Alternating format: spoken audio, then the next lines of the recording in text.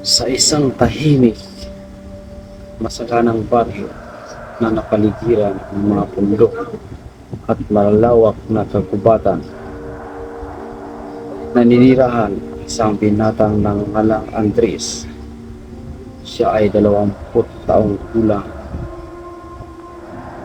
masipag, mabait, at kilala sa kanilang lugar bilang isang taong may mabuting puso. Maaga siyang naulila sa kanyang mga magulang, kaya natuto siyang mamuhay ng mag-isa sa isang maliit na kubo na inaiwan sa kanya ng kanyang ama. Bagamat mahirap ang kanyang buhay, hindi kailanman nawala ang kanyang pag-asa. Araw-araw siyang nagtatrabaho sa bukirin at kung minsan ay nangangahoy sa kagubatan upang maibinta ang mga matibong kahoy sa bayan. Sa kabila ng kanyang kasipagan, sapat lamang ang kanyang kinikita upang matustusan ang kanyang pang-araw-araw na pangangailangan. Sa isang umaga, nagpasya si Andres na magtungo ng mas malalim sa kagubatan kaysa sa kanyang karaniwang pinupuntahan. Balak niyang maghanap ng mga punong maaaring pagkunan ng kahoy dahil paubos na ang kanyang naipon para sa susunod na linggo. Habang naglalakad siya sa makipot na daan sa gitna ng kagubatan, napansin niyang tila kakaiba ang paligid. Mas malamig ang hangin kaysa karaniwan at tila napakatahimik ng lugar. Wala siyang narinig na huni ng mga ibon o kaluskos ng mga hayop. Nagpatuloy siya hanggang makarating sa isang bahagi ng kagubatan na hindi pa niya kailanman nararating. Sa gitna ng isang maliit na parang ay nakatayo ang isang napakalaking puno. Napakatanda na ito at tila ilang daang taon lang nakatanim sa lugar na iyon. Ang mga ugat nito ay nakauslit sa lupa at mistulang mga higanting ahas na nakapulupot sa paligid. Nang mapalapit si Andres, may napansin siyang kumikislap sa pahanan ng puno. Lumungod siya upang tingnan ito. Isang maliit na buto ang nakahiga sa ibabaw ng lupa. Hindi ito karaniwang buto, kasi laki lamang ito na isang itlog ng pugo. Ngunit kumikislap ito sa ilalim ng sikat ng araw na tumatagos sa mga dahon. Kulay ginto ang balat nito at may mga kaibang ukit na hindi niya maunawaan. Pinulot niya ito at pinagmasdan. Habang hawak niya ang buto ay nakaramdam siya ng kakaibang init sa kanyang palad. Naisip niyang baka mahanap ng bagay iyon, kaya inilagay niya ito sa kanyang suko. Pagkatapos noon ay pinagpatuloy niya ang pangangahoy. Ngunit sa buong maghapon ay hindi maalis sa kanyang isip ang may huwagang butong kanyang napulot. Pakiramdam niya ay may kung anong misteryong nakatago dito. Pagsapit ng hapon ay nagpasya na siyang umuwi. Pagdating sa kanyang kubo ay inilapag niya ang kanyang mga kahoy at naghahanda ng simpleng hapunan. Habang kumakain ay muli niyang inilabas ang kakaibang buto. Lalong naging malinaw ang mga ukit habang tumatama ito sa liwanag ng lampara. Parang mga sinaunang simbolo ang nakaukit dito. Hindi niya maipaliwanag kung bakit, ngunit tila may humihila sa kanya upang buksan ito. Sinubukan niyang hanapin kung may siwang o bahagi itong maaaring paghiwalayin, ngunit walang siyang makita. Makalipas ang ilang sandali, ay sinabi siyang tabi muli pinagkukunan niya ito. Nakakapagtaka ka naman, ulo niya sa sarili. Nang gabing iyon ay agad siyang nakatulog dahil sa pagod. Ngunit kakaibang panaginip ang lumalaw sa kanya. Sa kanyang panaginip ay nakita niya ang isang napakagandang dalaga na nakasuot ng magkinang nakasuotan. Mahaba ang buhok nito at tila kumikislap ang bawat himla. Nakatayo ito sa gitna ng isang hardin na puno ng mga bulaklak na hindi pa niya kailanman nakita. Umiti ang dalaga sa kanya. Hanapin mo ang lihim ng buto. Iyon lamang ang sinabing to bago unti-unting naglaho. Nagising si Andres ng madaling araw. Pawis na pawis siya. Matikad pa rin ang kanyang isip, ang mukha, ang dalaga. Napakaganda nito, ngunit hindi sa lahat ay tila may lungkot. Na nakatayo, tago sa mga mata nito. Tumayo siya at napatingin sa misa kung saan nakalagay ang mahiwagang buto. Nanatili itong nakahiga roon, ngunit tila mas maliwanag kaysa noong una niya itong nakita. Lumapit siya at hinawakan ito. Huli niyang naramdaman ang init na parang may buhay itong taglay. Mula noon ay naging palaisipan na sa kanya ang mahiwagang bagay na iyon. Lumipas ang mga araw. Araw-araw ay daladala niya ang buto saan man siya mapunta. Napansin niyang tila nagbago ang kanyang kapalaran mula nang mapulot niya iyon. Mas lumadami ang kanyang ani sa bukirin. Mas marami siyang nakukuhang kahoy sa kagubatan. Maging ang kanyang mga kapitbahay ay nagtaka sa magandang takbo ng kanyang buhay. Ngunit kasabay ng mga biyayang iyon ay lalo ring lumalalim ang kanyang pagnanais na malaman ang lihim ng isang gabi, habang nakaupo siya sa labas ng kanyang kubo at pinagmasdan ang mga bituin, biglang lumiwanag ang hawak niyang buto. Nagulat siya at muntik niya itong mabitawan. Unti-unti itong nagbuga ng manipis na sinag ng liwanag. Lumakas ng lumakas ang ningning nito. Napaatras si Andres. Pagkaraan ng ilang sandali ay huminto rin ang kakaibang pangyayari.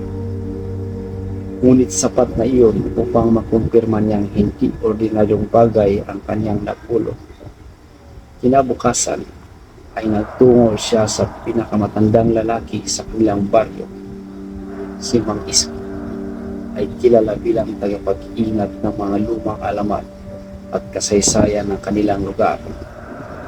Pinakita ni Andres ang mahiwagang buto. Matagal itong pinakmasdan ng matanda. Unti-unting nagbago ang ekspresyon nito. Naging seryoso ang kanyang mukha. Saan mo ito nakuha? Tanong ng matanda. Isinalaysay ni Andres ang lahat. Pabuntong hininga si Mang Isko. Maraming taon na ang nakalipas. May alamat tungkol sa isang diwata na ikinulong sa loob ng isang mahiwagang buto. Nanlaki ang mga mata ni Andres. Diwata? Umango ang matanda.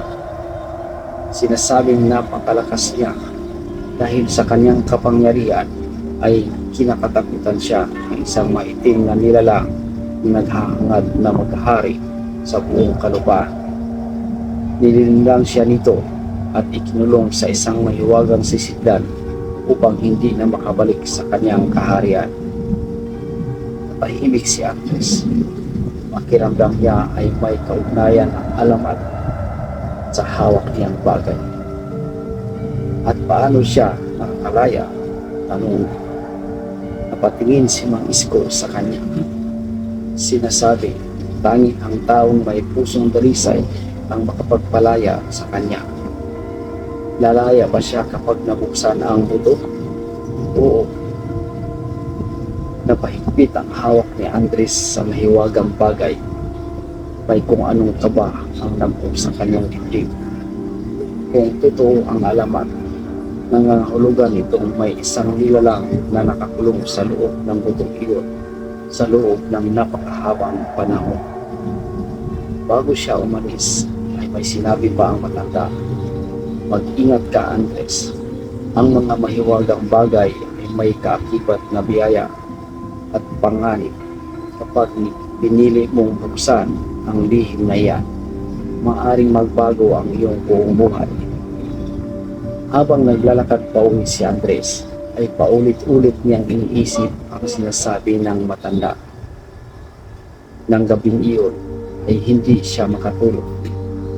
Nakaupo lamang siya sa harap ng kanyang mesa habang pinagmamasdan ang mahiwagang buto. Maya-maya ay muli niyang nakita ang pagkinanto. Ngunit ngayon ay mas maliwanag kaysa dati. Biglang bumalik sa kanyang isip ang mukha ng dalagang nakita niya sa panaginip. Pakiramdam niya ay humingi ito ng tulong. Huminga siya ng malalim.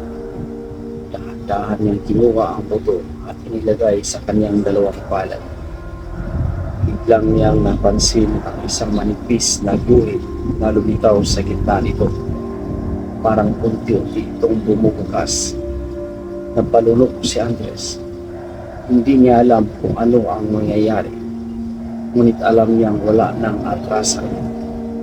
Habang patuloy na lumalawak ang guhit sa mahiwagang buto, nagsimulang umikot ang hangin sa loob ng kanyang maliit na kubo. Ang apoy ng lampara ay kumikislap. Ang mga dingding ay bahagyang nanginig. At sa mismong sandaling iyon, isang nakakasilaw na liwanag ang sumabog mula sa loob ng buto. Napapikit si Andres at nang muli niyang igilat ang kanyang mga mata, may nakita siyang anyong unti-unting nabubuo sa harapan niya. Isang napakagandang dalaga. Ang parehong dalagang nakita niya sa kanyang panaginip. Nakatayo si Andres sa gitna ng kanyang kubo habang hindi makapaniwala sa kanyang nakikita. Ang nakakisilaw na liwanag ay unti-unting umilang hanggang sa tuluyang nawala nang luminaw ang kanyang paningin. Nakita niya isang dalagang nakatayo sa kanyang harapan. Ang kanyang mahabang buhok ay maabot hanggang baywang at tila sumasayaw sa hangin kahit walang ihip ng hangin sa loob ng kubo. Ang kanyang mga mata ay kasilinaw ng tubig sa bukal at ang kanyang balat ay mistulang pinakinis ng liwanag ng buwan. Ilang sandali silang nagkatinginan. Hindi makapagsalita si Andres. Pakiramdam niya ay naginip lamang siya. Ngunit nang ngumiti ang dalaga, napagtanto niyang totoo ang lahat. Dahan-dahang ibuko ang dalaga. Sa wakas ay malaya na rin ako. Nanatiling nakatayo si Andres. Hindi ito maaari. Bagyang ngumiti ang dalaga. Naunawaan ko ang iyong pagkalito. Matagal na akong nakakulong sa loob ng mahiwagang butong iyon. Ikaw ang diwata. Tumango ito. Ako si Amiha. Napalunok si Andres. Naaalala niya ang alamat na kwento ni Mang Isko. Totoo pala ang lahat. 300 taon akong nakakulong sa loob ng mahiwagang sisidlan. Nanlaki ang mga mata ni Andres. 300 taon. Oo. May lungkot na sumilay sa mukha ng diwata. Napakahaba ng panahon iyon. Unti-unti nawala ang takot ni Andres at napalitan ito ng awa. Hindi niya maisip kung paano mabubuhay ang isang lalaki ng ganoong katagal sa pagkakakulong. Bumuo si Amihan sa isang silya at tingin sa paligid. Payak ang kubo, lumang mesa, lumang higaan, at ilang kagamitan lamang para sa pang-araw-araw na buhay. Ngunit napangiti siya. Matagal na akong hindi nakakita ng ganitong lugar. Tahimik na umupo si Andres sa tapat niya. Hindi ko alam kung ano ang dapat kong gawin. Hindi mo kailangang gumawa ng anuman. Paano ka nakulong? Napabuntong hininga si Amiha. Umayo ang kanyang tingin sa tila bumabalik sa nakaraan. Noong unang panahon, ako ay isa sa mga tagapangalaga ng kaharian ng mga diwata. Tahimik na nakinig si Andres. Payapa ang aming kaharian hanggang sa lumitaw ang isang nilalang na nagngangalang Dumakil. Dumakil. Isa siyang makapangyarihang nilalang na sakil sa kapangyarihan. Nais niyang mapasakamay ang mahika ng aming kaharian.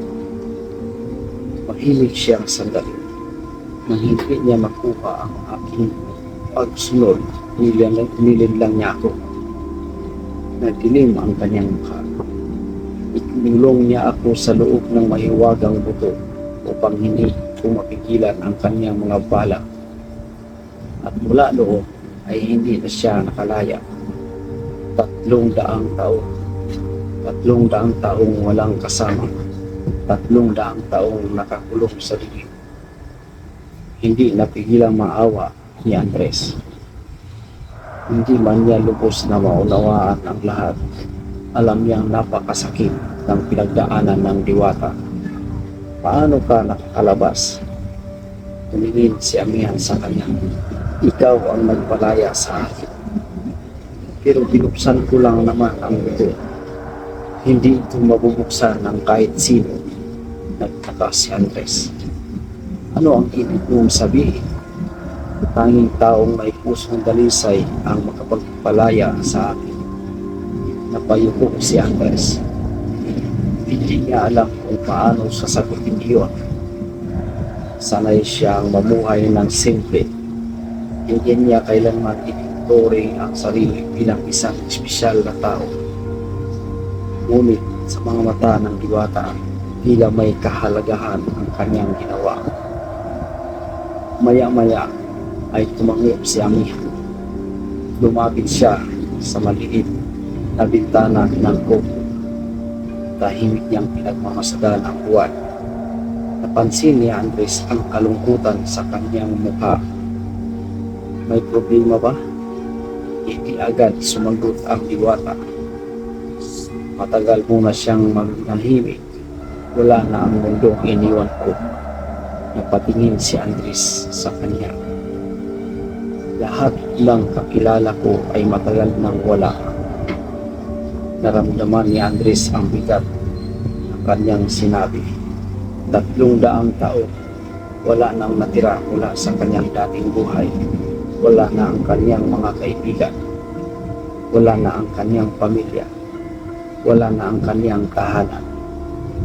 Ang mundong kilala niya ay naglaho na. Sa unang pagkakataon, mula nang makita niya ang diwata, nakita niya ito parang isang ordinaryong kilala na nasasaktan.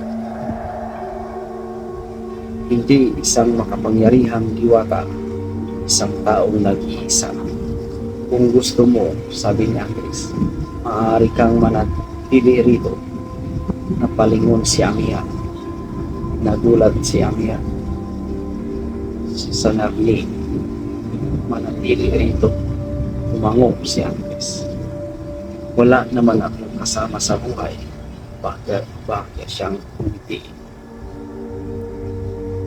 Hindi man maranya ang tubok ko, ngunit ligtas ka rito. Ilang sandaling na nahimik si Amiha. Pagkatapos ay ngumiti siya. Isang ngiting puno ng pasasalamat. Maraming salamat. Mula ng gabi iyon ay nagsimulang manirahan si Amihan sa kubo ni Andres. Lumipas ang mga araw. Unti-unting nasanay si Andres sa kanyang kasama. Sa umpisa ay nahihiya pa silang pareho.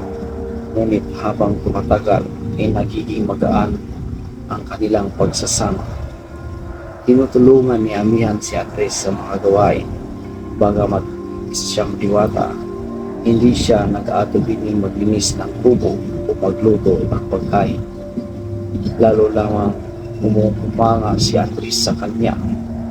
Hindi siya mayabang, hindi siya mapagmataas, sa halip ay mabait at mapagkumbaba. Minsan ay magkasama silang nagtatanim sa bukirin. Habang nagtatrabaho si Andres, tahimik lamang ang nagmamasdan ni Amihan ang mga halaman. Pagkatapos ay marahan niyang hinawakan ang isang nalalantang punla. Biglang sumigla ang halaman. Naging untian muli ang mga dahon nito. Napahinto si Andres. Paano mo ginawa iyon? Ngumiti si Amihan. Kaunting mahika lamang. Sa pagkalipas ng mga linggo, naging magsagana ang bukirin ni Andres. Mas marami ang kanyang ani kaysa dati. Naging malusog ang kanyang mga pananim. Maging ang mga puno sa paligid ng kanyang kubo ay tila naging mas luntian. Napansin iyon ng mga taga-baryo. Nagtaka sila kung bakit tila biglang siniswerte si Andres. Ngunit hindi niya sinabi ang tungkol kay Amihan. Ayaw niyang ilagay sa panganib ang diwata. Habang lumilipas ang panahon, ay lalong lumalalim ang kanilang pagkakaibigan. Natutuhan ni Andres ang maraming bagay tungkol sa mundo ng mga diwata, at si Amihan naman ay natutong mamuhay bilang isang ordinaryong tao. Ngunit habang tumatagal ay may damdaming unti-unting nabubuo sa puso ng diwata. Sa tuwing nakikita niya ang ngiti ng diwata, sumasaya ang kanyang araw. Sa tuwing narinig niya ang kanyang tinig, tila kumagaan ang kanyang pakiramdam. Sa tuwing nawawala ito sa kanyang paningin, pakiramdam niya ay may kulang. Hindi niya alam kung kailan nagsimula, ngunit isang bagay ang malinaw. Unti-unti na siyang umiibig. Isang gabi, magkatabi silang nakaupo sa labas ng kubo. Tahimik nilang pinagmamasdan. Malinaw ang buwan. Biglang nagsalita si Amihan. Alam mo, Andres, ano yun? Kung hindi dahil sa iyo, baka habang buhay akong nakulong. Ngumiti si Andres. Masaya akong napalaya kita. Napatingin si Amihan sa kanya. At sa unang pagkakataon ay nagsimula ang kanyang mga pisngi. Mabilis siyang umiwas ng tingin. Hindi iyon napansin ni Andres. Ngunit sa kanyang puso ay may damdamin ding unti-unting umusbong. Isang damdamin matagal na nakalimutan matapos ang 300 taon ng pagkakakulong. Sa malayo, sa pinakamadilim na bahagi ng kagubatan, isang paris ng mapupulang mata ang nakamasid. Tahimik itong pinagmamasdan ang kubo, at nang mararamdaman ito ang presensya ni Amihan, dahan-dahang umiti ang nilalang. Tatagpuan na rin kita. Ang nilalang ng isang nagpabilanggo sa diwata ay muling nagising, at nagsisimula pa lamang ang tunay na panganib. Lumipas ang ilang linggo matapos manirahan si Amihan sa kubo ni Andres. Sa bawat araw na magkasama sila, lalong naging payapa ang kanilang buhay. Masagana ang ani sa bukirin, luntian ang mga halaman sa paligid, at tila pinagpala ang kanilang munting tahanan. Ngunit hindi nila alam na sa bawat araw na lumilipas, may isang nilalang na unti-unting lumalapit. Sa pinakaliblib na bahagi ng kagubatan, may isang kuweba na matagal nang iniiwasan ng mga tao. Sinasabing may masamang espiritong naninirahan doon. Walang mga ngahas na pumasok dahil marami nang hindi nakabalik matapos magtungo sa lugar na iyon. Sa kailaliman ng kuweba ay nakaupo ang isang matangkad na nilalang na nakabalabal ng itim na uso. Ang kanyang mga mata ay kulay pula na parang nagliliyab sa apoy. Siya si Lumakin, ang nilalang na minsang nagkulong kay Amihan sa loob ng mahiwagang buto. Sa loob ng 300 taon ay inakala niyang tuluyan nang mawala ang liwanag sa kanyang landas. Ngunit ilang linggo na ang nakalipas, naramdaman niya ang pagbabalik ng kapangyarihan nito at alam niyang may nagpalaya rito. Akala mo'y makakatakas ka na, bulong niya. Unti-unting kumalat ang maitim na uso sa paligid ng kuweba. Muli kitang mahahanap. Samantala, sa baryo ay payapa ring namumuhay sina Andres at Amihan. Isang umaga, maagang nagtungo si Andres sa bukirin. Habang nag-araro siya ng lupa, napansin niya ang tila malungkot si Amihan. Tahimik lamang itong nakatingin sa malayo. Lumapit siya rito. May iniisip ka ba? Napatingin ang diwata sa kanya. May kakaiba akong nararamdaman itong mga nakaraang araw. Ano yun? Tila may nagmamasid sa akin. Napatigil si Andres. Nag-isip ka lang siguro. Umiling si Amihan. Hindi. Kilala ko ang pakiramdam na ito. Nagkaroon ng pag-alala sa mukha ng binata. Sino kaya iyon? Hindi agad sumagot ang diwata. Sa kaibuturan ng kanyang puso ay may isang pangalang pilit niyang iniiwasang isipin. Lumakin. Ayaw niyang paniwala ang natagpuan na siya ng kanyang dating kaaway. Ngunit habang lumilipas ang mga araw, ay lalo niyang nararamdaman ang presensya nito. Isang gabi, habang natutulog ang buong baryo, nagising si Amihan. May malamig na hangin na pumasok sa kanilang kubo. Dahan-dahan siyang tumayo. Lumabas siya ng bahay at tumingin sa paligid. Tahimik ang buong lugar. Ngunit may isang bagay na hindi normal. Ang mga halaman sa paligid ng kubo ay unti-unting nalalanta. Ang mga dahon ay nangingitim. Ang mga bulaklak ay nalalagas. Nagdilim ang kanyang mukha. Alam niya ang uri ng kapangyarihang kayang gumawa nito. Maitim na mahikahon. Biglang may narinig siyang mahinang tawa mula sa kagubatan. Agad siyang napalibot. Ngunit wala siyang makita. Pagkaraan ng ilang sandali ay nawala rin ang kakaibang pakiramdam. Nang sumunod na umaga ay kininto niya iyon kay Andres. Nag-alala ang binata. Kung may panganib, dapat nating paghandaan. Bahagyang ngumiti si Amihan. Hindi mo kailangang madamay. Madamay? Tumayo si Andres. Nandito ka sa bahay ko. Kaibigan kita. Natahimik si Amihan.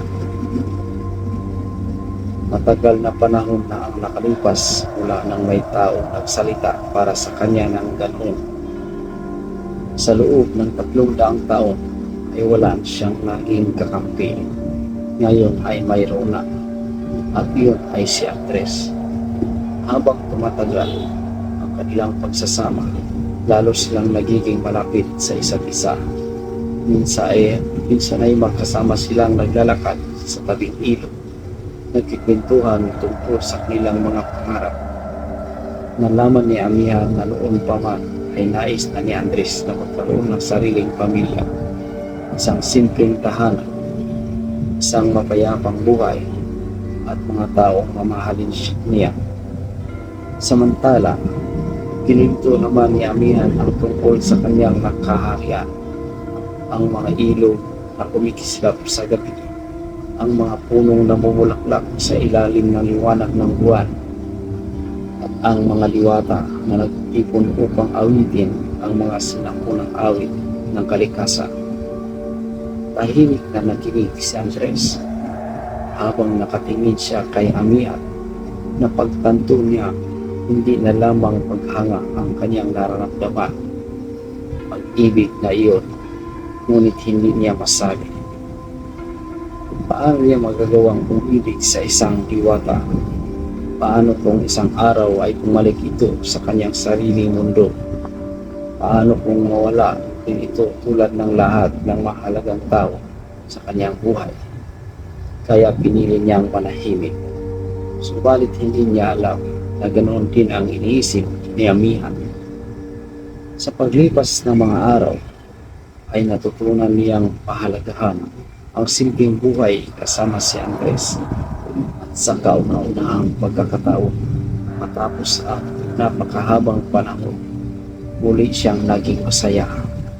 Ngunit ang kaligayahan na iyon ay hindi magtatagal. Isang hapon, habang pauwi si Andres mula sa bukidin, ay napinsin siyang kakaiba. Tahimik ang baryo, napakatahimik. Walang mga batang naglalaro, walang mga taong nag-uusap, parang may kung anong mali.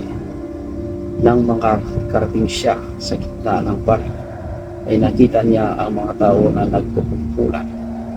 Lumapit siya at agad niya nakita ang dahilan. 3 baka ang natagpuang patay. Nangingitim ang kanilang katawan na parang tinuyot ng isang kakaibang sakit. Takot ang bumabalot sa mga tao. Hindi nila maunawaan ang nangyari. Habang nakatingin si Andres sa mga hayop, ay napansin niya ang isang maitim na marka sa lupa. Nanlamig siya. Nakita niya ang markang iyon noon. Kaparehong marka na naiwan sa paligid ng kanilang kubo noong gabing nalanta ang mga halaman. Nang gabing iyon ay kininto niya agad kay Amihan ang kanyang nakita. Nagdilim ang mukha ng diwata. Walang duda. Ano ang ibig mong sabihin? Dumaki. Parang kuminto ang tibok ng puso ni Andres. Sigurado ka ba? Angop si Amihan. Hindi magkakamali ang pakiramdam ko. Napayuko si Andres. Kung tunay ngang bumalik ang nilalang na iyon, nangangahulugan itong nasa panganib ang buong bayan. At higit sa lahat, nasa panganib si Amihan. Tahimik silang nag-usap hanggang hating gabi. Doon unang nalaman ni Andres kung paano kalakas ang sinumakil. Isa itong nilalang na gumagamit ng maitim na mahika, kayang sirain ang mga halaman, kayang magdala ng sakit, at kayang kontrolin ang mga nilalang na nasa lalim ng kanyang kapangyarihan. Kung sakaling matagpuan sila nito, maaaring magbago ang lahat. Kinabukasan, habang sumisikat ang araw, isang matandang babae ang dumating sa bahay. Wala ni isa mang nakakilala sa kanya. Nakasuot siya ng kulay abong balabal at may hawak na tungkod na yari sa katingka. Agad siyang nagtungo sa kubo ni Andres at Amihan. Nang makita siya ni Amihan, ay nalaki ang kanyang mga mata. Kayo? Ngumiti ang matanda. Matagal kitang hinahanap. Napatingin si Andres sa kanila. Sino po siya? Umarap ang matanda sa binata. Ako si Alonsina. At sa sandaling iyon ay tila nalabig ang paligid. Dahil si Alonsina ay isa sa pinakamatandang diwata na nabubuhay sa mundo. Dala niya ang isang babala na magluwag sa kanilang kapalaran. Lumakil ay papalapit na, at ayon sa kanyang nakita, Hindi lamang si Amihan ang target ng maitim na nilalang, kundi pati si Andres. Nanatiling tahimik ang loob ng kubo matapos magsalita si Alonso. Hindi makapaniwala si Andres sa kanyang narinig. Sa buong buhay niya ay isa lamang siyang ordinaryong binata. Wala siyang anumang kapangyarihan at wala rin siyang alam tungkol sa mundo ng mga diwata. Kaya hindi niya maunawaan kung bakit siya magiging target ng isang makapangyarihang nilalang tulad ni Lumaki. Samantala, seryoso namang nakatingin si Amihan sa matandang diwata. Sigurado ba kayo? Mango si Alonso. Ang mga tanda ay malinaw na. Umupo siya sa isang selya at inilapag ang kanyang tungkol. Maraming taon na ang lumipas mula nang huli silang pagkita ni Amihan. Ngunit hindi pa rin nagbago ang kanyang karunungan. May isang sinaunang kulang na matagal nang nakatago sa aming kaharian. Tahimik na nakinig si Andres at Amihan. Sinasabing darating ang panahon na muling magbabalik ang kadiliman. Bahagyang lumakas ang hangin sa labas ng kubo. At sa panahon iyon, isang diwata at isang mortal ang magsasama upang pigilan ang pagkawasak ng dalawang mundo. Nagkatinginan sina Amihan at Andres. Hindi nila alam kung ano ang sasabihin. Maraming taon ko nang hinahanap ang kahulugan ng hulang iyon. Pagpapatuloy ni Alonso.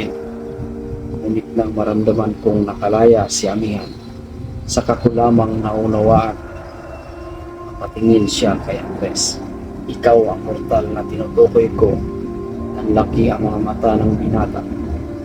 Ako? Oo. Hindi niya alam kung matatawa o matatakot. Paano magkikibahagi ang isang sinaunang hula ang isang tulad niya? Ngunit hindi biro ang mukha ng matanda ang diwata. Kita-kita niyang seryoso ito. May dahilan kung bakit ikaw ang nakapagbukas sa mahiwagang buto. Tahimik na napayuko si Andres. Naalala niya ang sinabi noon ni Mang Isko na tanging taong may pusong dalisay lamang ang makapagpapalaya kay Amihan. Ngayon, tila mas lumalalim pa ang misteryong iyon. Makalipas ang ilang sandali, ay tumayo si Alonsina at lumabas ng buko. Sumunod sina Andres at Amihan. Sa likuran ng bahay ay may maliit na bakanting lupa. Doon hinto ang matandang diwata. Itinaas niya ang kanyang tungkol. Biglang lumiwanag ang paligid. Lumutang sa hangin ang mga gintong simbolo na parang mga bituin. Napaatras si Andres sa kanyang nasasaksihan. Hindi pa siya kailanman nakakita ng ganong klaseng mahika. Pagkaraan ng ilang sandali ay nabuo ang isang larawan sa hangin. Isang napakalaking anling. May naglalagablab na pulang mata. Napapalimutan ng maitim na usok. Si Lumaki. Kahit larawan lamang iyon, nakaramdam si Andres ng matinding takot. Parang may mahibigat na bagay na tumagal sa kanyang dibdib. Palakas ng palakas ang kanyang kapangyarihan, sabi ni Alonso. Kapag hindi siya mapigilan, muling lulubog sa kadiliman ang buong lupain. Biglang nagbago ang larawan. Lumitaw ang isang sinaunang templo na nagtakpan ng mga baging at lunod. Nakatago rito ang isang banal na hiyas. Napatingin si Amihan. Ang hiyas ng liwanag. Tumangog si Alonso. Ito lamang ang makakatulong upang mapigilan si Lumaki. Nang mawala ang larawan, ay bumalik sa normal ang paligid. Tahimik ang lahat. Sa wakas ay nagsalita si Andres. Saan matatagpuan ang templong iyon? Sa unang pagkakataon ay ngumiti si Alonsina sa hilagang kabundukan. Napakamot si Andres sa ulo. Ilang araw na paglalakbay iyon mula sa kanilang baryo. At maraming panganib ang naghihintay sa daan. Ngunit bago pa man siya makapagsalita, tawag si Amiha. Hahanapin natin iyon. Napangiti si Andres. Walang pag-alinlangan sa kanyang mga mata. Alam niyang handa itong gawin ang lahat upang maprotektahan ang mga taong mahalaga sa kanya. At sa sandaling iyon ay nakagawa rin ng desisyon si Andres. Sasama ako. Napangiti si Amiha. At sa simpleng ngiting iyon ay tila nawala lahat ng kanyang pag-aalala. Kinabukasan ay nagsimula silang maghanda. Nag-impake si Andres ng pagkain at mga kagamitan para sa mahabang paglalakbay.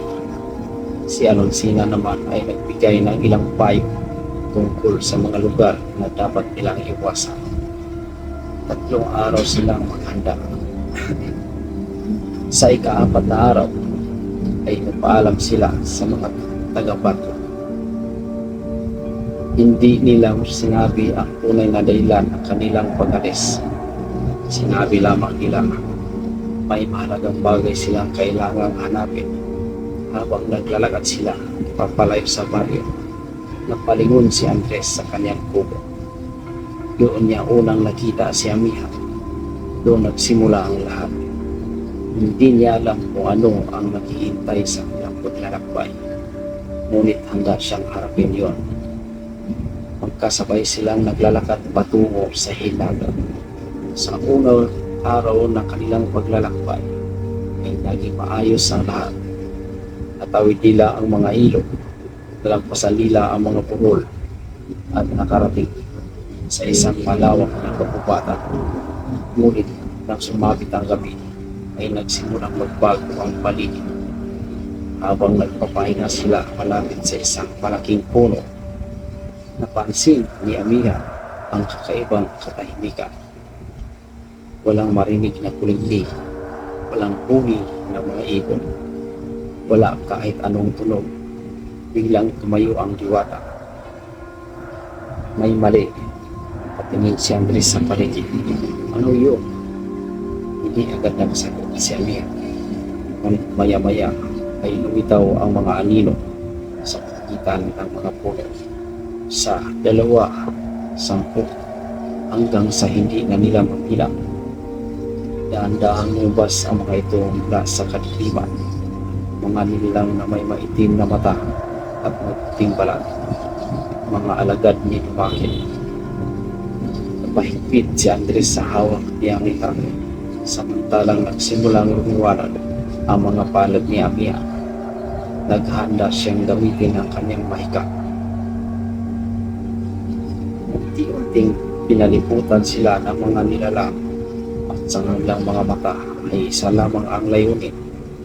Pigilan sina Andres at Amiha na makarating sa templo. Dahil alam ni Dumakil na kapag nakuha nila ang hiyas ng liwanag, magsisimula ang pagbagsak ng kanyang kapangyarihan. At sa gitna ng madilim ng kagubatan, nagsimula ang malaking pagsubok ng kanilang paglalakbay.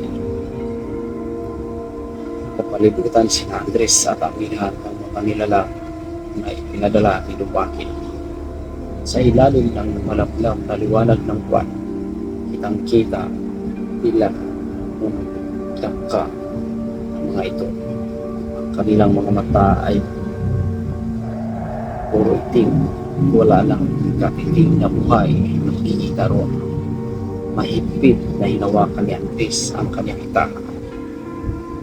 Hindi siya isang mandirigma, isa lamang siyang magsasaka na sanay magbungkal ng lupa at magputol ng kahoy. Ngunit alam niyang wala siyang pagpipilian. Kailangan niyang protektahan si Amiha. Unti-unting lumapit ang mga nilalang. Samantala, nagsimulang magliwanag ang katawan ni Amiha. kanyang mga kamay ay nabalot ng gintong sinag at nakitaas niya ang kanyang mga palad.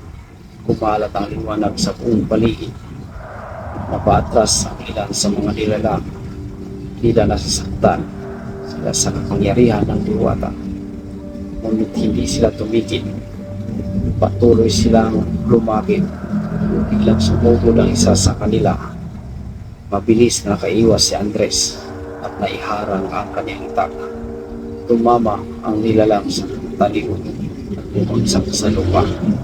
Ngunit agad initong tumayo. Parang wala itong naramdamang sakit. Lamig si Andres. Hindi ordinaryong kalaban ang mga ito. Ulit silang sumugod. Sa pagkakataong iyon ay sabay-sabay nagbuga ng si Amihan ng isang malakas na sinag ng liwanag. Agad na tamaan ang mga nilalang. Nang tamaan sila ng liwanag ay tila natunaw ang maitim na usok na bumabalot sa kanilang katawan. Isa-isa silang naglaho. Ngunit habang nawala ang ilan ay may mga bagong lumilitaw mula sa kailaliman ng kagubatan. Parang walang katapusan. Amihan, sigaw ni Andres. Kailangan nating umalis. Tumango ang diwata. Alam niyang hindi nila kayang mapigilan buong gabi.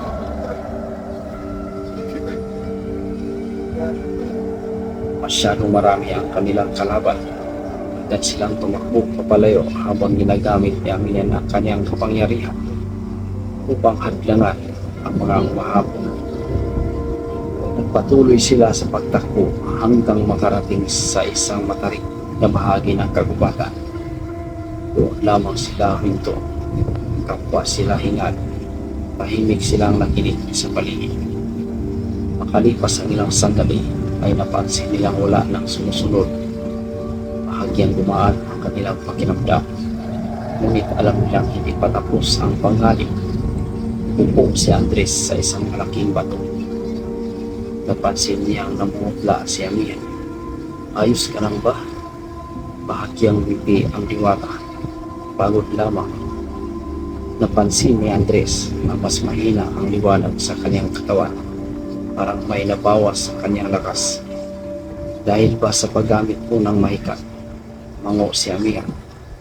Matagal akong nakulong. Hindi pa ganap na bumabalik ang dati kong kapangyarihan. Nag-alala si Andres.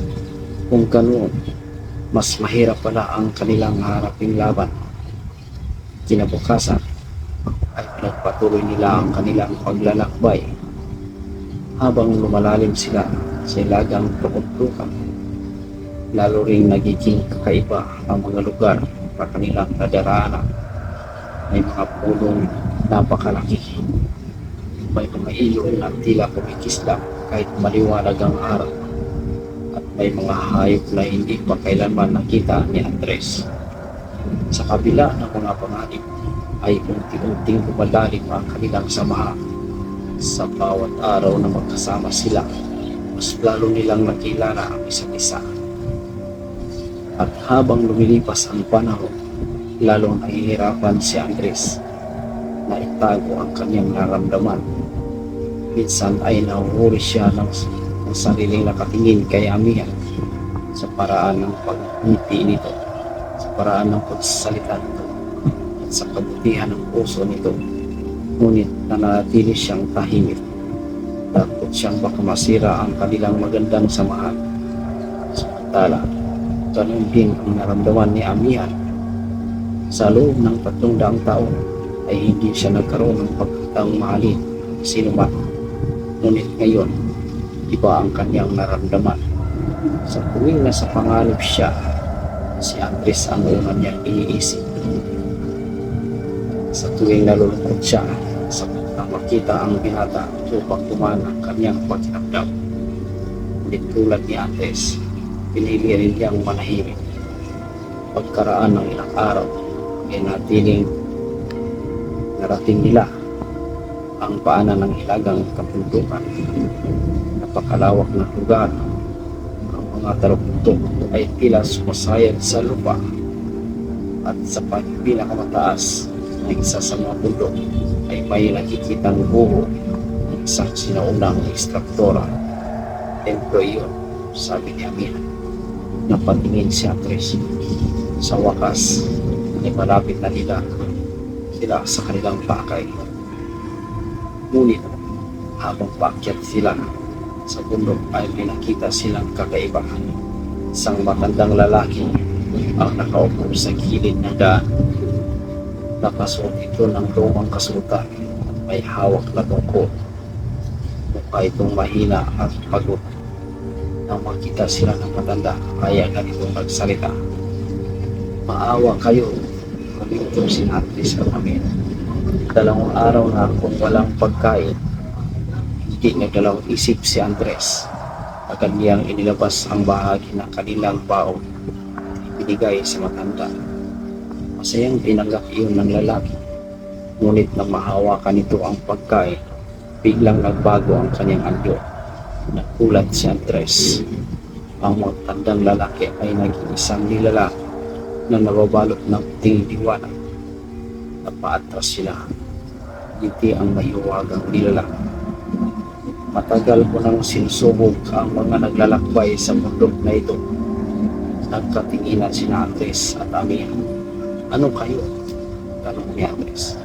Ako ang takabagwantay ng daan. Napangiti ito. Marami ang dumaan dito na may masamang hangarin. Tumingin ito kay Andres. Ngunit ikaw ay may mabuting puso. Biglang lumitaw sa hangin ang isang maliit na kristal na kulay bughaw. Lumipad ito papunta kay Andres. Dalhin mo ito.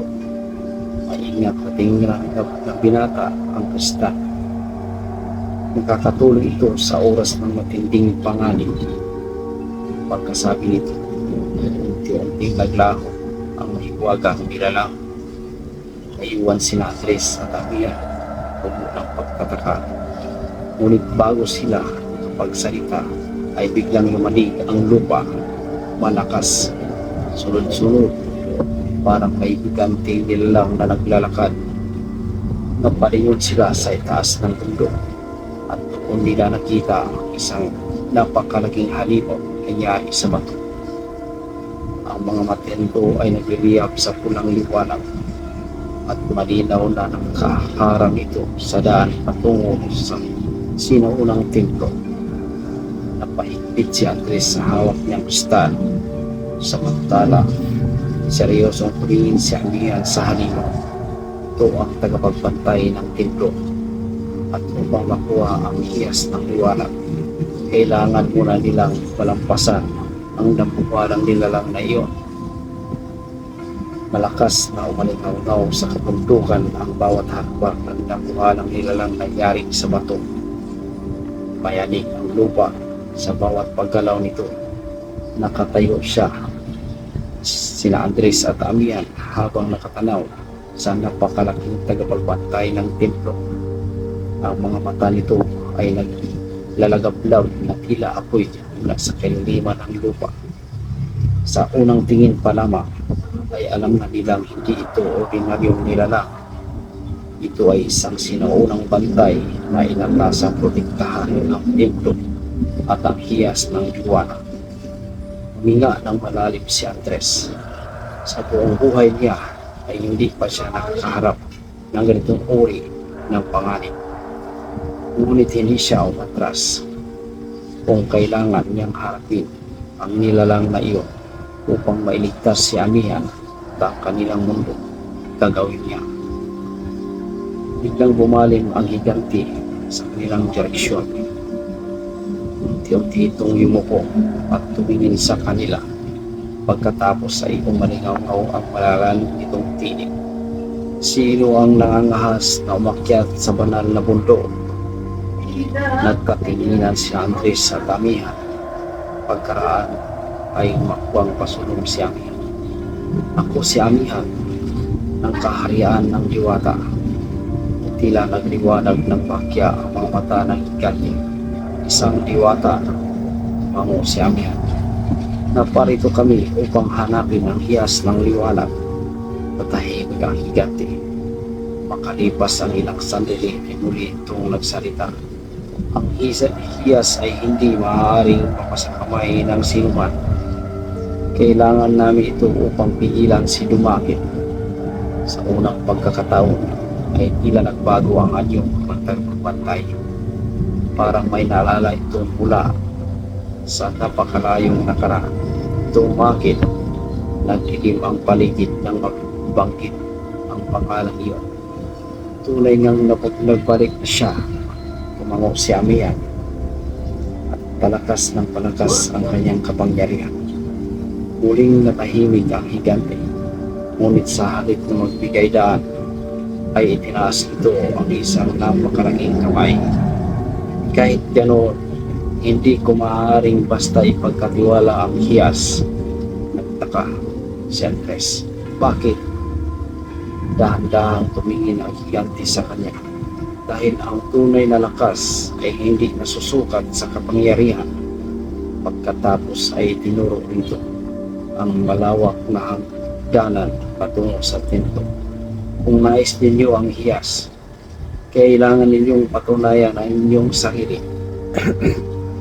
Biglang lumiwanag ang paligid sa isang kisap mata at bago ang mundo sa kanilang harapan. Napapikit sina Andres at Amihan.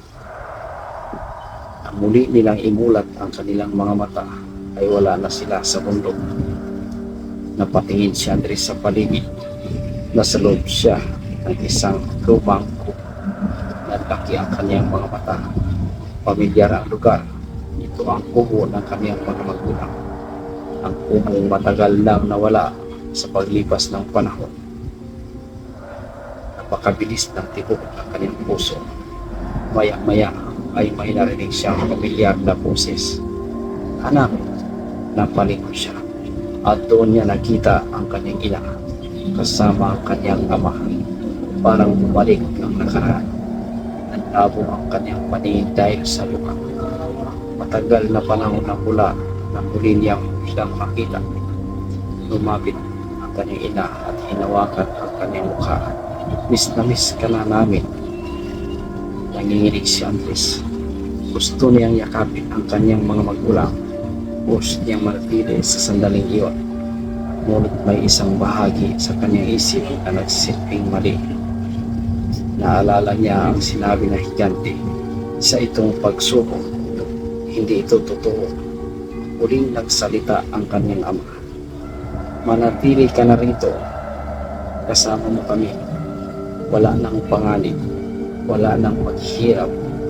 Unti-unting bumigat ang pakiramdam ni Andres. Napakasarap manatili. Napakasarap kalimutan ang lahat. Ngunit naalala niya si Amihan. Naalala niya ang kanyang misyon. At naalala niya ang mga tao umaasa sa kanila. Pumingit siya.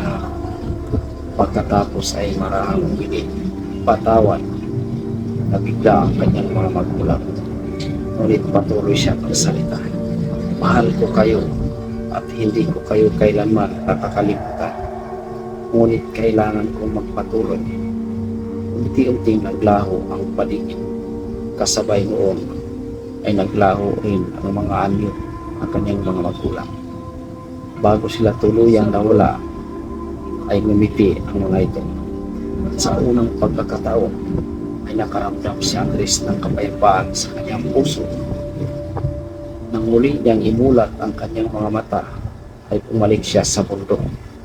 Nakaharap niya muli ang higanting tagbabantay, ngunit hindi pa tapos ang pagsubok.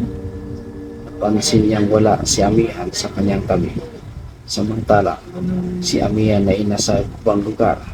Nasa gitna siya ng isang napakagandang kaharian. Ang kanyang dating tahanan. Naroon ang mga diwata. Naroon ang kanyang mga kaibigan. Naroon ang kanyang pamilya. Lahat ng nawala sa kanya sa loob ng 300 taon. Lumapit sa kanya isang babae. Kanyang ina. Napaluha si Amihan. Matagal na niyang pinapangarap makita muli ang kanyang pamilya. Ngayon ay naroon silang lahat. Anak, Niyakap siya ng kanyang ina. Napakikid si Amihan sa unang pagkakataon matapos ang napakahabang panahon ay hindi niyang naramdaman ang init ng pagmamahal ng kanyang pamilya. Ngunit habang tumatagal ay may isang pangalan na paulit-ulit na pumapasok sa kanyang isip. Andres. Bigla siyang napamulat. Nagsimula siyang tumingin sa paligid at napagtanto niya ang katotohanan. Kung manatili siya rito, iiwan niya si Andres. Iiwan niya ang taong ligtas sa kanya. Ang taong nagbigay muli ng kulay sa kanyang buhay. At ang taong unti-unti niyang minamahal. Na puno ng luha ang kanyang mga mata. Ngunit umiti siya pagkatapos sa iyo matras. Patawad, nagulat ang kanyang pamilya. Ngunit hindi siya tumigil. Mahal ko kayo, ngunit may taong naghihintay sa akin. Unti-unti naglaho ang ilusyon at bumalik siya sa tunay na mundo. Muling nagkita sina Andres at Amihan sa paanan ng templo. Pareho silang nakatingin sa isa't isa at sa kanilang mga mata may bagong pagkunawa. Pareho nilang isinuko ang bagay na ilang kanais nila upang magpatulog. Biglang malingaw-ngaw ang piling na higanti. Kapag tagumpayan ninyo ang pagsuko, unti-unting bumukas ang malaking pintuan ng sinaunang templo. Kasabay noon ay kumalat ang napakaliwanag na sinag ng buong mundo. Ngumiti ang tagapagbantay. Karapat dapat kayong pumasok. Tahimik na naglalakad sina Andres at Amihan patungo sa loob ng templo. Ngunit hindi nila alam na sa kabilang panig ng kabundukan nakatayo si Lumaki. Pinagmamasdan niya ang pagbukas ng templo. At sa kanyang mukha ay unti-unting sumilay ang isang mapanganib ng ngiti. Dahil alam niya malapit na rin makuha ng kanyang mga kamay ang hiyas ng liwanag. Dahan-dahan pumasok sina Andres at Amihan sa loob ng sinaunang templo. Kasabay ng kanilang pagpasok ay bumukas ang malaking pintuang bato sa kanilang likuran. Umalingaw-ngaw ang tunog nito sa buong bulwagan. Tahimik nilang pinagmamasdan ang paligid. Napakalawak ng loob ng templo. Ang mga haliga ay yari sa puting bato at may mga sinaunang ukit. Sa bawat tingting ay may mga simbolong kumikislap at tila buhay. Habang lumalalim sila sa loob ng templo, lalo nilang naramdaman ang kakaibang kapangyarihan na nakapalibot sa lugar. Hindi ito nakakatakot. Sa halip ay nagbibigay ito ng kapanatagan. Parang isang banal na presensya ang nagbabantay sa bawat sulok. Napakalakas ng liwanag dito, pulong natin. Ang si Andres, kahit wala siyang mahika, ramdam niya rin ang enerhiyang iyon. Maya-maya ay narating nila ang pinakadulong bahagi ng templo. Sa gitna ng isang malaking bulwagan ay may nakatayong pedestal na yari sa kristal. At sa ibabaw nito ay may nakalutang na isang malaki-kinang na hiyas. Kulay ginto ang liwanag nito, parang maliit na araw na nagbibigay liwanag sa buong sigid. Hindi mapigilan ni Andres ang kanyang pagkamangha. Iyon na ba ang hiyas ng liwanag? Tumango si Amihan. May luha sa kanyang mga mata. Sa wakas ay natakbuhan na nila ang bagay na matagal nilang hinahanap. Unti-unti nilang lumapit. Ngunit bago pa man lang sila makarating sa pedestal ay may isang tinig na umalingaw-ngaw sa buong templo. Hinto! Agad silang napatingin. Biglang lumitaw sa harapan nila ang isang nilalang nangyari sa purong liwanag. Isa itong matandang lalaki na may mahaba at pagputing bubong. Ang kanyang mga mata ay kumikislap at parang mga bituin. Ako ang takot ingat sa hiyas ng liwanag. Magalang na biyon si Amihan. Naparito kami upang hiramin ang kapangyarihan ko. Tahimik silang pinagmasdan ng matanda. Pagkatapos ay tumingin ito kay Andres. Ito ba ang mortal na kasama mo? Opo. Lumapit ang matanda kay Andres. Tila sinusuri ito ang kanyang pagkatao. Pagkaraan ng ilang sandali ay ngumiti ito. Naunawaan ko na, nagtaka si Andres. Ano po ang ibig ninyong sabihin? Hindi aksidente ang pagkikita ninyo. Nagkatinginan si Andres at Amihan. Pagkatapos ay nagsalita ang matanda. Matagal nang nakatala sa kapalaran ng inyong pagsasama. Bahagyang bumilis ang tibok ng puso nilang dalawa. Ngunit bago pa sila makapagtanong ay tinaas ng matanda ang kanyang kamay. Biglang lumapit sa kanila ang hiyas ng liwanag. Unti-unti itong lumutang hanggang sa uminto sa pagitan nila. Kunin niyo ito. Ngunit kasabay ko ay nagdilim ang buong templo. Nayanig ang lupa. Nagkaroon ng malalalim na bitak ang sahig. At isang malakas na tawa ang umalingaw sa buong bulwagan. Nandamig si Amihan. Kilalang kilala niya ang tinig ngayon. Lumakil. Biglang sumabog ang isang ulap ng maitim na puso sa gitna ng templo. At mula rito, lumitaw ang makapangyarihang nilalang. Mas nakakatakot ito kaysa kanyang mga alaala. Mas malaki, mas mabagsik, at mas malakas. Ang kanyang mga mata ay nagliliyab na parang apoy ng impyerno. Sa kanyang pagdating ay tila nabalot ng kadiliman ang buong templo. Nagiti siya habang nakatingin kay Amihan. Matagal kitang hinahanap habang pasulong si Andres at hinaharangan si Amihan. Natawa si Lumakil. Isang mortal ang magtatanggol sa iyo? Hindi natinag si Andres. Hindi kita hayang saktan siya. Lalong lumawak ang ngiti na masamang nilalang. Matapang. Pagkatapos ay tumingin ito sa hiyas na liwanag. Ibigay niyo sa akin ang hiyas. Hindi kailaman sagot ni Amihan. Biglang sumiklab ang maitim na enerhiya sa paligid ni Lumakil. At sa isang isang mata ay nagpakawala siya ng napakalakas na puso ng kapangyarihan. Agad na bumagsak ang ilang haligi sa templo. Nayanig ang buong mundo. Mabilis na gumawa si Amihan ng gintong karasal upang protektahan sila. Ngunit ramdam niya napakalakas na ngayon ng kanyang dating kaaway. Mas malakas kaysa noong nakaraan. Patuloy ang pag-atake ni Lumakil. Sunod-sunod na bukso ng kadiliman ang kanyang pinakawalan. Unti-unting nabasag niya ang mga panglalang ni Amihan. Habang nangyari yun, ay napansin ni Andres ang bughaw na kristal na ibigay sa kanya ang luwagang tapagbantay ng mundo. Bigla niyang naalala ang sinabi nito. Makakatulong ito sa oras ng matinding panganib. Mahigpit niya itong hinawakan at sa sandaling iyon ay nagsimulang mag-iwanag ang kristal. Kasabay nito ay nag-iwanag din ang hiyas ng liwanag. Napalingon ang lahat. Unti-unting lumutang ang kristal mula sa kanyang kamay.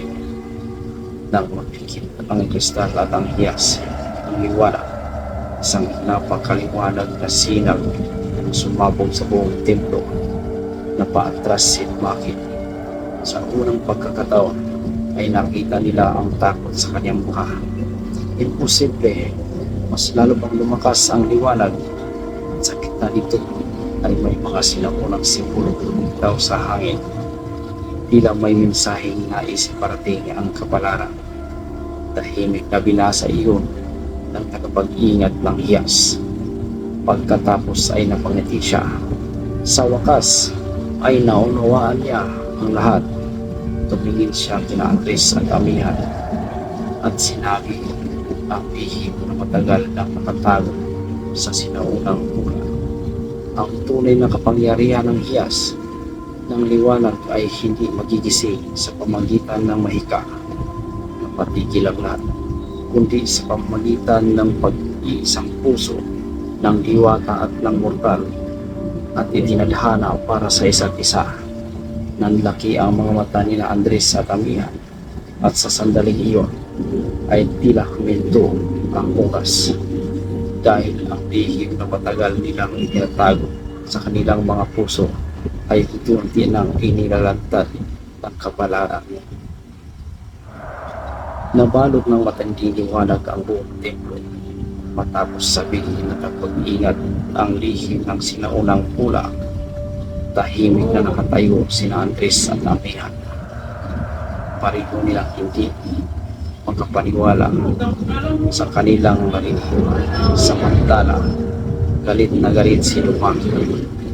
Patuloy na umiikot sa kanyang kapaligid ang maitim na usok. Naglalagablab ang kanyang mga mata habang nakatitig sa dalawa. Hindi, sigaw niya. Hindi ko hahayaang mangyari iyon. Nayanig ang buong templo sa lakas ng kanyang tinig. Ngunit hindi iyon pinansinin na Andres at Amihan. Sa unang pagkakataon ay malinaw nilang nakita ang damdamin matagal na nilang itinatago. Lahat ng alaala nila ay tila dumadaan sa kanilang isipan mula sa unang pagkikita nila sa kubo at sa mga araw na nagkasama silang nagtatrabaho sa bukirin, sa mga gabing nagkatabi silang makatanaw sa bawat, sa mga pagkakataong pinoprotektahan nila ang isa't isa, at sa bawat sandaling magkasama sila. Unti-unti nilang naunawaan na ang damdamin iyon ay higit pa sa pagkakaibigan. Lumapit si Andres kay Amihan, bahagyang nanginginig ang kanyang mga kamay. Hindi dahil sa takot, kundi dahil sa lalim ng kanyang naramdaman. Tumingin siya sa mga mata ng diwata. Amihan, napatingin ito sa kanya. Maliwanag ang mga mata nito dahil sa mga luha. Mahal kita. Natahimik ang buong paligid. Parang nito ang oras. At sa wakas ay nasabi rin ni Andres ang mga salitang matagalan niyang kinikimkim. Napaluha si Amihan. Ngunit hindi yun luha ng kalungkutan, hindi luha ng kaligayahan. Dahil matagal na rin niyang hinihintay ang mga salitang iyon. Umiti siya at marahan niyang hinawakan ang kamay ng binata. Mahal din kita, Andres. Sa sandaling iyon ay suklab ang hiyas ng liwanag. Mas maliwanag pa kaysa araw. Napuno ng gintong liwanag ang buong templo. Unti-unti umakyat sa hangin ang hiyas at kasabay nito ay lumitaw ang mga sinaunang simbolo sa paligid ni Andres at Amihan. Nararamdaman nila ang isang mainit na payapang enerhiya na bumabalot sa kanilang katawan. Parang pinagdurugtong nito ang kanilang mga puso. Biglang sumigaw si Lumaki. Hindi niya kayang tingnan ang liwanag. Pigilan niyo yan. Nagpakawala siya ng napakalas na alon ng kadiliman. Ngunit bago pa ito makarating kina Andres at Amihan, ay sinalubong na ito ng liwanag na hiyas. Nagpagkaan ang dalawang kapangyarihan. Nagliyab ang buong buluwagan. Nabasag ang ilang bahagi ng templo at umalingaw-ngaw ang napakalakas na pasabog. Ngunit nang lumupa ang alikabok ay natiling nakatayo sina Andres at Amihan. Mas maliwanag na ngayon ang kanilang paligid at sa kanilang likuran ay lumitaw ang isang napakalaking pakpak ng liwanag. Nagulat si Andres. Hindi niya maunawaan ang nangyari. Ngunit ramdam niya ang kakaibang lakas na dumadaloy sa kanyang katawan. Samantala, si Amihan ay tila ring nabuhay ang lahat ng kanyang kapangyarihan. Sa unang pagkakataon, matapos ang 300 taon, bumalik sa kanya ang buong lakas ng isang tagapangalaga ng kaharian ng mga diwata. Paatras si Lumaki. Unti-unti nang nawala ang kanyang kumpiyansa. Ngunit hindi pa rin siya sumuko. Hindi niya kayang tanggapin ang pagkatalo. Kahit magkaisa pa kayo, hindi ninyo ako matatalo. Muling sumiklab ang maitim na enerhiya sa kanyang katawan. Mas malakas kaysa dati. Mas mapanganib. Mas nakakatakot. Nagsimulang magbitak ang lupa. Ang kisame ng templo ay unti-unti rin gumuho. Napatingin ang tagapag-ingat ng hiyas sa itaas. Hindi na magtatagal ang templong ito. Naunawaan niya malapit ng manganap ang huling labanan. Ang kalabasan nito ay patumakas siya sa kapalaran ng buong mundo. Lumapit ang hiyas ng liwanag kina Andres at Amihan. Pagkatapos ay nahati ito sa dalawang bahagi. Ang isang bahagi ay lumutan sa harap ni Amihan at ang isa naman ay napunta kay Andres. Nang mahawakan nila ang mga ito ay lalo pang lumakas ang kanilang kapangyarihan. Ngunit kasabay nito ay may isang mahalagang katotohanan ipinakita ng hiyas. Isang pangitay. Nakita nila ang hinaharap. Nakita nila isang malaking digmaan. Nakita nila ang pagkatalo ni Lumaki. Ngunit may kapalit. May isang malaking sakripisyong pinakailangan at ang sakripisyong iyon ay may kinalaman kay Amihan. Biglang naputol ang pangitay ng tabig si Andres. Napansin niya ang pagbabago sa mukha ni Amihan. Alam niyang nakita rin ito ang parimang pangitay. Ngunit bago pa sila makapag-usap ay muling sumugod si Lumaki. At sa pagkakataong ito ay dala niya ang lahat ng natitira niyang kapangyarihan. Nagsimula na ang muling ito ng kanilang laban. At sa gitna ng kaguluhan ay isang lihim na hindi pa alam ni Andres. Isang lihim na maaaring maghiwalay sa kanila ni Amihan magpakailanman. Malingaw-ngaw sa buong templo ang dagundong ng muling pag-atake ni Lumaki. Maitim na enerhiya na bumabalot sa kanyang katawan ay naging parang nagngangalit ng pariw. Sa bawat galaw niya ay nagkakaroon ng mabitak ang sahig at unti-unting bumabagsak ang kisame ng sinaunang templo. Nakatayo si Andres at Amihan sa gitna ng nagliliwanag ng kapangyarihan ng hiyas ng iwan. Ngunit sa kabila ng lakas ng kanilang natanggap, hindi nawala sa kanilang isipan ang pagkain kanilang nakita. Lalo na si Andres. Nakita niya ang isang malungkot na larawan. Isang larawan kung saan tila nawala si Amihan matapos ang labanan. Hindi niya lubos na maunawaan ang kahulugan nito. Ngunit sapat yun upang takutin siya. Samantala, si Amihan ay tahimik lamang. Dahil mas malinaw niyang nakita ang ipinakita ng hiyas. Alam niya ang katotohanan. Upang tuluyang matalo si Lumaki, may isang kailangang magsakripisyo. At siya iyon. Siya lamang ang may kakayahang isara ang pintuan ng kadiliman. Pinagmumulan ng kapangyarihan ni Lumaki. Ngunit kapag ginawa niya iyon, maaari mawala siya sa mundo ng mga mortal magpakailanman. Mahigpit niyang hinawakan ang bahagi ng hiyas. Pinilit niyang tago ang lungkot na nararamdaman. Ayaw niyang malaman iyon ni Andres. Ayaw niyang masaktan ang taong pinakamahal niya. Biglang sumugod si Lumaki. Nagpakawala siya ng napakalaking alon ng kaniliman. Ngunit mabilis na umakbang si Andres sa harapan ni Amihan. Tinaas niya ang kanyang bahagi ng hiyas. Isang gintong kalasag ang lupo. Nagpagka-naliwanag at kadiliman. Nayanig ang buong templo. Napaatras si Lumaki. Sa unang pagkakataon ay napilit siyang umatras. Ngunit hindi pa rin siya sumusuko. Lahat ng ito ay walang kapuluan, sigaw niya. Ang kadiliman ay hindi kailanman mawawala. muling sumiklab ang kanyang kapangyarihan. Ngunit ngayon ay iba na.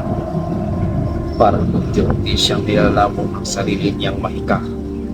Napansin iyon ni Amihan. Masasaktan na siya sa sarili niyang kapangyarihan. Tumango ang tagapag-ingat ng Iyas. Dahil hindi niya ito kayang kontrolin. Habang tumatagal, ang laban ay lalo pang lumalakas. Ang kaguluhan sa paligid sa buong templo ay malapit ng bumuo. At sa gitna ng lahat, ngayon ay biglang bitaw sa likuran ni Dumakil ay isang napakalaking huwag ng kadiliman. Parang pintuan patungo sa isang walang hanggang kailaliman. Doon ang gagaling kanyang kapangyarihan.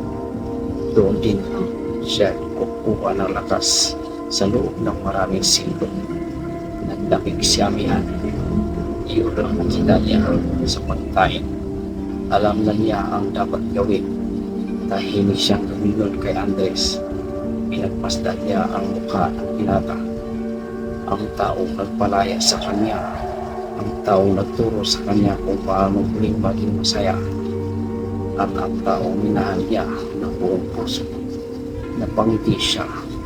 Pagkatapos ay lumapit. Nagkulat si Andres nang hinawakan niya ang kanyang mukha. Ano yun? Tanong ng binata.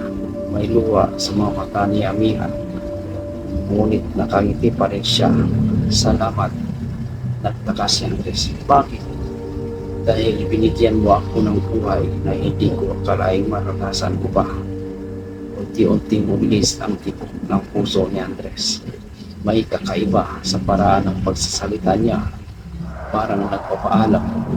Biglang lumabog ang kanyang dibdib. Amihan. Ngunit bago pa siya makapagsalita, ay marahan siyang niyakap ng liwanag. Papikit si Andres. Ayaw niyang bitawan ang sandali.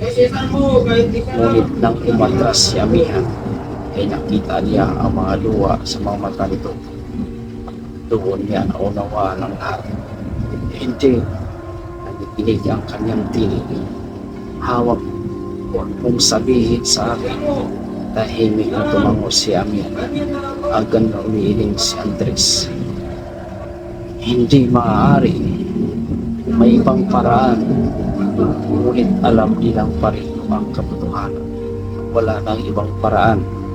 Kundi hindi maisara ang pintuan ng kadiliman. Hindi matatapos ang banta ni Dumakil. At kung hindi matatapos ang banta ni Dumakil, mawawasak ang mundo. Napaluha si Andres. Sa buong buhay niya ay marami na siyang nawala. Ang kanyang mga magulang, ang kanyang mga pangarap. At ngayon, ang taong pinakamamahal niya. Lumapit si Amihan at hinawakan ang kanyang kamay. Mamahalin kita magpakailanman. Tuluyang tumatak ang mga luha ni Andres. Ayaw kitang mawala. Napangiti si Amihan at ayaw din kitang iwan. Pagkatapos ay marahan niyang inilagay ang kanyang loob sa noo ng binata. Saan man ako mapunta, mamantili ako sa iyong puso. Hindi na nakapagsalita si Andres. Sa sobrang sakit ay tila nawala siya ng boses. Pagkatapos ay humakbang si Amihan palayo. Unti-unti siyang lubutang sa hangin. At simulang magliwanag ang kanyang buong katawan. Mas maliwanag kaysa sa hiyas ng liwanag. Napalingon si Dumakil at sa unang pagkakataon ay nakita nila ang takot sa kanyang mukha. Hindi, sigaw niya. Ngunit huli lang. Itinaas ni Amihan ang kanyang mga kamay. At sa lahat ng liwanag sa templo ay nagsimulang magtipon sa kanyang palad. Kasabay doon ay unti-unting nagsara ang pintuan ng kadiliman. Nagmiglas si Dumakil. Sinubukan niyang pigilan ito. Ngunit wala na siyang magawa. Ang liwanag ni Amihan ay mas malakas na ngayon kaysa unang anumang kapangyarihan niya. Habang nagsara ang pintuan ay nagsimulang maglaho ang katawan ni Dumakil. Unti-unti siyang naging abot hanggang sa tuluyan siyang nawala. Kasabay ng kanyang pagkawala ay tuluyan ding nagsara ang pintuan ng kadiliman. Nagbalik ang katahimikan, nagbalik ang liwanag, at nagbalik ang kapayapaan sa mundo. Ngunit habang nakatingala si Andres, nakita niya unti-unti ring nawala si Amihan. Parang hamon at tangay ng hangin.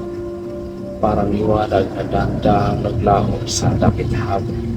Amihan! Sigaw niya. Tingin sa kanya ang diwata na hindi ko sa huling pagkakataon. Isang hindi puno ng pagmamahal. At bago tuluyang mawala, ay binigkas nito ang salita. Hinding-hindi malilimutan ni Andres. Hahanapin kitang muli. Pagkatapos noon ay naglaho siya. Tuloy. At may iwan si Andres sa gitna ng templo. Mag-isa. Ngunit sa kanyang puso ay may munting pag-asa. Dahil sa huling mga salita yun, at dahil alam niyang ang tunay na pag-ibig ay hindi basta mawala.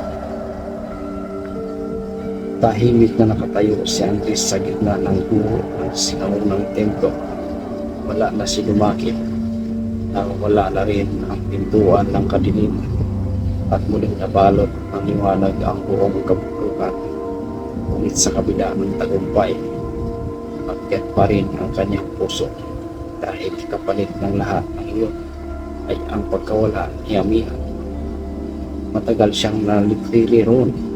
Maasang muling marinig ang tinig ng diwata. Maasang muli niya itong makikita. Ngunit tanging malamig na hangin lamang ang sumasagot sa kanya. Maya-maya ay lumapit ang tagapag-ingat ng hiyas ng liwanag. May lungkot din sa kanyang mga mata. Nagawa niya ang tanging paraan upang mailigtas ang mundo. Tahimik na tumango si Andres. Ngunit hindi kayang tanggapin ng lubusan ang nangyari. Napatingala siya sa kalangitan. Naalala niya ang lahat ng kanilang pinagsamahan. Ang unang gabi sa kanilang kubo, ang mga araw sa Ukirin, ang mga paglalakbay, ang mga tawanan, ang mga pangarap na sabay nilang pinuo. Lahat ng iyon ay tila maging alaala lamang.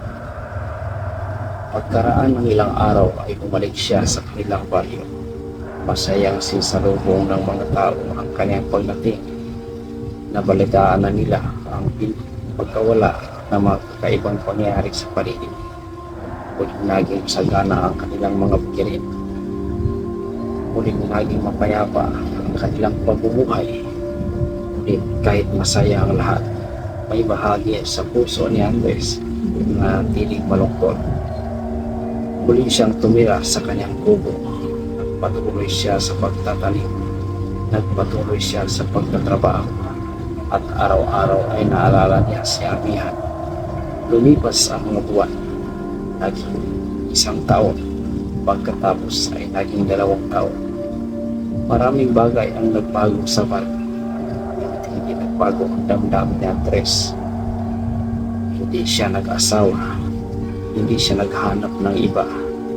Patuloy niyang iniingatan ang mga alaala ng diwata. Tuwing gabi ay umuupo siya sa ilalim ng punong malapit sa kanyang bahay. Ang pinagmamasdan ng buwan. Sila madalas magkwentuhan noon. Doon sila madalas mangarap.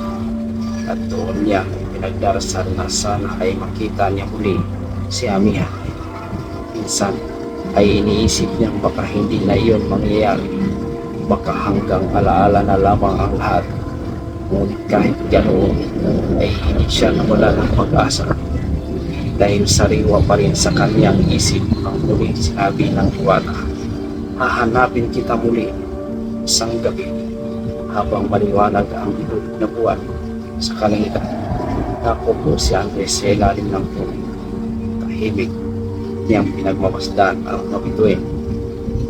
Biglang umihip ang malamig na hangin. Napangiti siya. May kakaibang pakiramdam siyang naramdaman. parang pamilya, parang matagal na niyang hindi nararamdaman.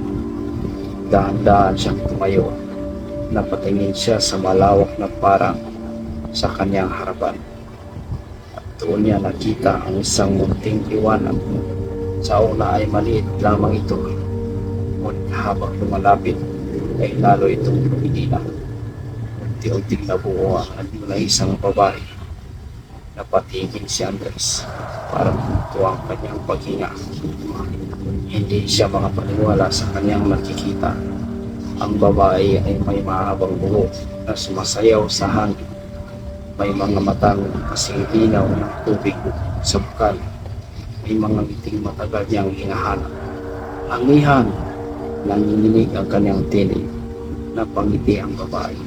At sa wakas ay tumangay. Ako nga, nagpaluba si Andres.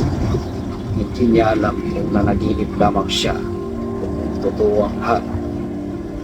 Ngunit nang maramdaman niya ang paghawak ni Amihan sa kanyang kamay, alam niyang hindi iyon panaginip. Totoo ka, mahinang natawa si Amihan. Totoo ako. Muling pumatak ang mga luha ni Andres. Hindi niya mapigilan ang sarili. Agad niya itong niyakap. At sa pagkakataong iyon ay niyakapin siya ng diwata ng buong higpit. Para kaya na nilang muling magkahiwalay.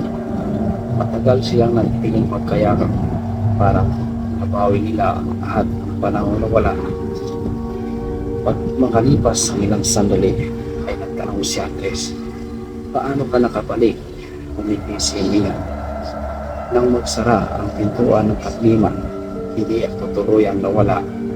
Tahimik siyang kakinig. Naging bahagi ako ng liwanag na nagbabantay sa mundo. Tapos, at nang tuluyan nang humaling ang sugat ng mundo, pinayagan akong bumalik.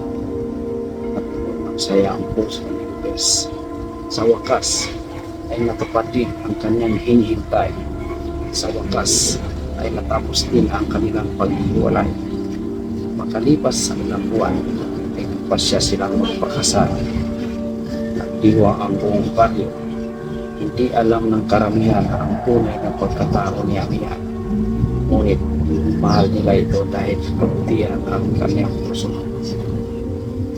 Sa araw ng kanilang kasal, ay tila mas maliwanag ang araw, mas masigla ang mga bulaklak, at mas maganda ang ihip ng hangin habang magkahawak sila ng kamay. Napangiti si Andres. Naaalala niya ang araw na napulot niya ang mahiwagang luto sa gitna ng kagubatan. Hindi niya akalain babagulito ang kanyang buong buhay. Hindi niya akalain ang simpleng bagay na iyon ang magdadala sa kanya sa pinagmahalaga dahil magkahalagang tao sa kanyang buhay. At habang nakatingin siya kay Mia, alam niya hindi niya kailanman pinagsisihan araw na iyon. Lumipas ang mga taon. Namuhay silang masaya sa kanilang tahanan. Tinulungan nila ang nangangailangan. Inalagaan nila ang kalikasan at naging simbolo sila ng pag-asa para sa maraming tao. Tuwing gabi ay nagkasama silang naupo sa ilalim ng paligurong puno. Pinagmamasdan ang buwan at pinapaalala sa isa't isa na kahit gaano kahirap ang mga pagsubok na dumating sa buhay, laging may liwanag na naghihintay sa dulo ng dilim. Dahil ang tunay na pag-ibig ay hindi nasusukat sa haba ng panahon. Hindi ito kayang sirain ng kadiliman at hindi ito kayang paghiwalayin ng kabalaran. Kapag ang pag-ibig ang tunay ay laging nakakahanap ng daan pabalik at tuwag nagtatapos ang kwento ng binatang nakapulot ng hiwagang ito at ang diwata na nakulong sa loob nito. Sa kwento ng pag-asa, sa kwento ng sakripisyo, at higit sa lahat, sa kwento ng pag-ibig na nagtagumpay laban sa lahat ng pagsubok. Wakas.